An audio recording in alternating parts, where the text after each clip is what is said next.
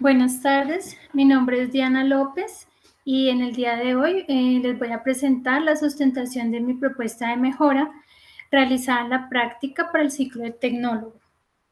Yo trabajo en una empresa que se llama Compensar, trabajo en la parte de tecnología y allí lo que se hace o mi actividad diaria es hacer soporte al software que se está utilizando actualmente.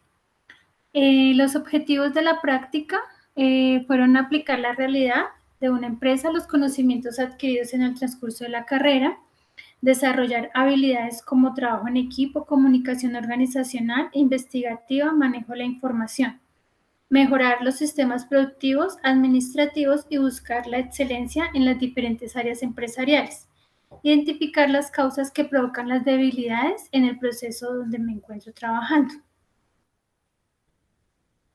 Se realizó un cronograma de actividades con 4 fases. En la primera fase, el objetivo era realizar un análisis estadístico donde pudiéramos identificar o diagnosticar la situación actual o el problema actual. Esa fase se desarrolló del 2 de enero al 15 de febrero. La fase 2, una elaboración de consolidado de mensajes de error y tipificación para poder identificar qué ítems se pueden intervenir correspondiendo a parametrización. Esa se realizó del 15 de febrero al 15 de marzo. Una fase 3, consolidar los ajustes de parametrización que se deben realizar por parte de las aplicaciones SaaS.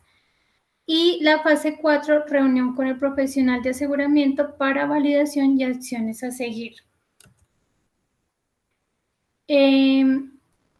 Más o menos como para contextualizar la actividad que se realizó, en Compensar se tiene un software para realizar todas las actividades de historia clínica, agendamiento, facturación. El software se llama SAP. Para generar el agendamiento, se realiza la cita, pero al momento de realizar la cita se tiene una interrelación con otro software que se llama SSAS, el sistema SAS. Este sistema corresponde al aseguramiento. Este sistema, en el momento en que se genera la cita por el primer aplicativo, el segundo aplicativo devuelve un número de autorización. Ese número de autorización es el que queremos que mejore la efectividad. ¿Por qué? Porque nos hemos dado cuenta que hay varios mensajes de error que hacen que esa autorización no se genere. Entonces, el objetivo como tal es elaborar estrategias que permitan el aumento de la efectividad de la generación de la autorización en línea del aplicativo SAP al aplicativo SAS. Para ello, pues se realiza un diagnóstico, una definición de cuáles serían los cambios y una planificación de tareas. Inicialmente se hace un diagnóstico de cómo está esa integración de SAP a SSAS o digamos cuál es el porcentaje de efectividad que se está presentando actualmente para la generación de esa autorización.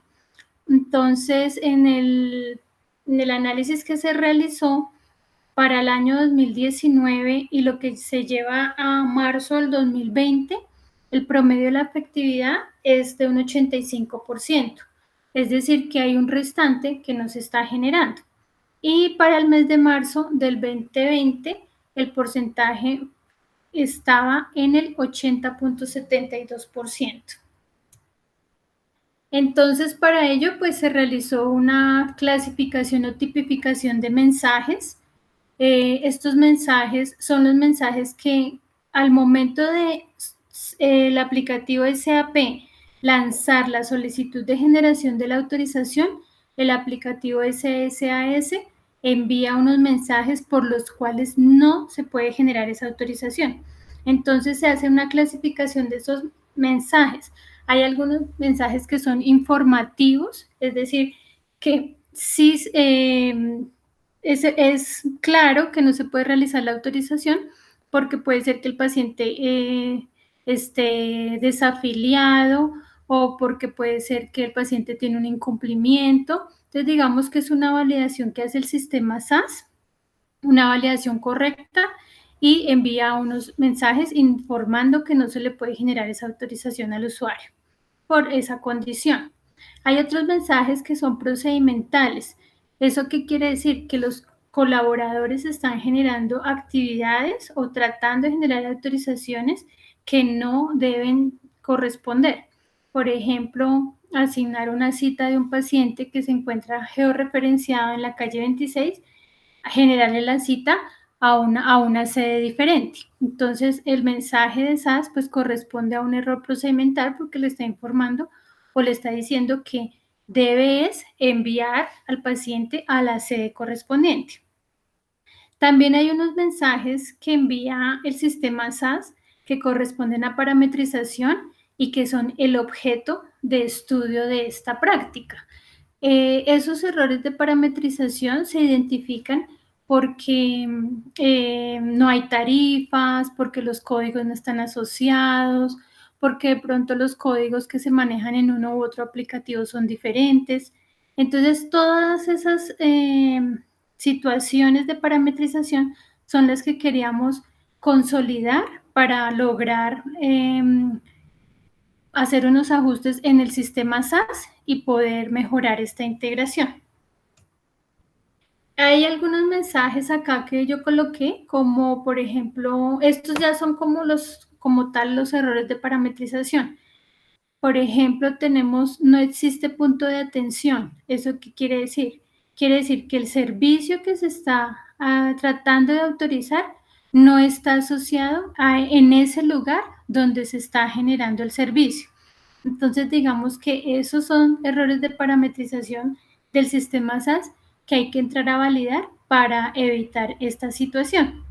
Hay otros errores también como la edad del afiliado, es decir, hay unos rangos de edad parametrizados que no corresponden, o otros errores de tarifa, errores de diagnóstico, que también, o errores de código. Una vez que se identificaron estos mensajes y se consolidaron y tipificaron o clasificaron, entonces ya entramos a mirar cuáles son esos parámetros que se pueden ajustar.